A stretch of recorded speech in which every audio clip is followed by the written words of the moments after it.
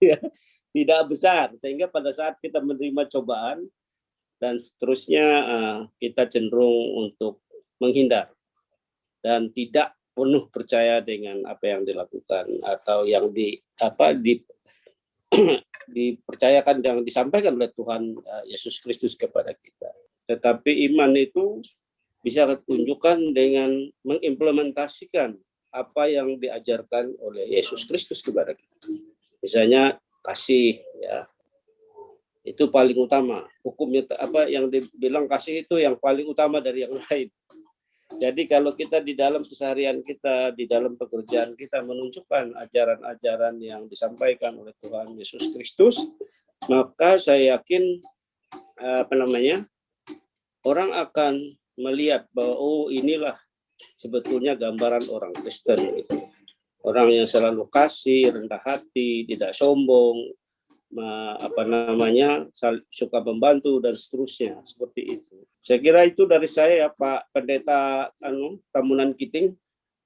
Jangan sebut saya pendeta ya, saya masih banyak dosa. Tidak kata jadi pendeta. Maaf nih ya. Saya kira itu kiranya Tuhan memberkati Salam.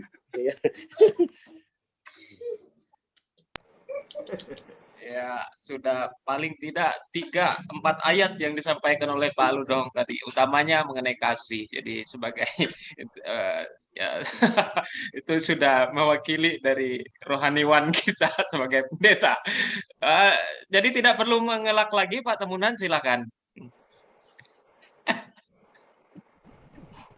Terima kasih Pak Edi Cahyanto. Ya. Terima kasih Pak Pendeta Ripaldi. Luar biasa nih Pak dosen kita di singkat padat. Juga terima kasih tadi senior saya Pak Teras Narang dan Pak Alodohong Pendeta. Ya, terima kasih. Saya mengiyakan apa yang dikatakan oleh Pak Teras dan Pak Alo. Saya ingat bagaimana Tuhan juga itu mengalami ketakutan. Tadi saya baca di Lukas 22 ayat 42 sampai 44. Waktu Tuhan di Taman Getsemani. Lukas 22 ayat 42 sampai 44. Saya bacakan. Ya Bapakku, jikalau engkau mau, ambillah cawan ini daripadaku, tetapi bukanlah kehendakku, melainkan kehendakmu lah yang terjadi. Maka seorang malaikat langit menampakkan diri kepadanya untuk memberi kekuatan kepadanya. Ia sangat ketakutan dan makin bersungguh-sungguh berdoa. Peluhnya menjadi seperti titik-titik darah yang bertetesan ke tanah. Jadi kalau kita lihat ayat ini, Tuhan saja mengalami kecemasan, kekhawatiran, dan ketakutan. Nah, kuncinya saya lihat untuk menghadapi ketakutan, kecemasan itu adalah kita mendapat kekuatan. Kekuatan itu dari mana? Itu adalah dari Tuhan kita. Nah, bagaimana caranya? Nah ini Pak Edi Cahyanto, ada tambah B lagi nih Pak Edi. Berdoa. Nah itu catat tuh Pak Edi. Kemudian berserah. Nah itu. Dan bersekutu. Nah, contoh ayat Alkitab yang bagus juga saya lihat terkait ketakutan ini adalah Daud melawan Goliat. Nah, gimana tadi Bapak Nesa katakan bagaimana dia menghadapi waktu di karirnya. Daud itu seorang anak kecil. Pada saat dikasih pakaian perang dia bilang saya nggak bisa.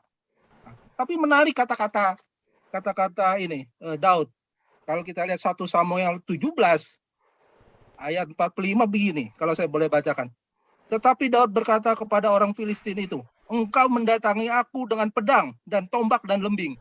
Tetapi aku mendatangi engkau dengan nama Tuhan semesta alam, Allah segala barisan Israel yang kau tantang itu. Hari ini juga Tuhan akan menyerahkan engkau ke dalam tanganku dan aku akan mengalahkan engkau. Percaya diri banget nih si Daud. Jadi motivasi, kekuatan itu ada karena dia tahu Tuhan menyertai. Nah, kita di komunikasi WhatsApp juga dalam konteks bersekutu itu Pak Edi Cahyanto, selalu kita bilang Tuhan menyertai, God bless you, Tuhan memberkati. Nah itu kita tuh saling menguatkan tuh Pak Edi. Ya, Pak Edi suka WA saya, Nah, saya balas tuh, GBU, Tuhan menyertai. Seperti itu. Dan saya lihat juga ada ayat yang bagus juga terkait dengan ketakutan kita ini. Di Mazmur saya lihat ada. Tuhan adalah kekuatanku dan perisaiku. Jadi menurut saya, ketakutan itu, Pak Pendeta Ripaldi, kita sebagai manusia akan hilang kalau kita berdoa, berserah kepada Tuhan untuk memohon kekuatan. Habis itu udah selesai.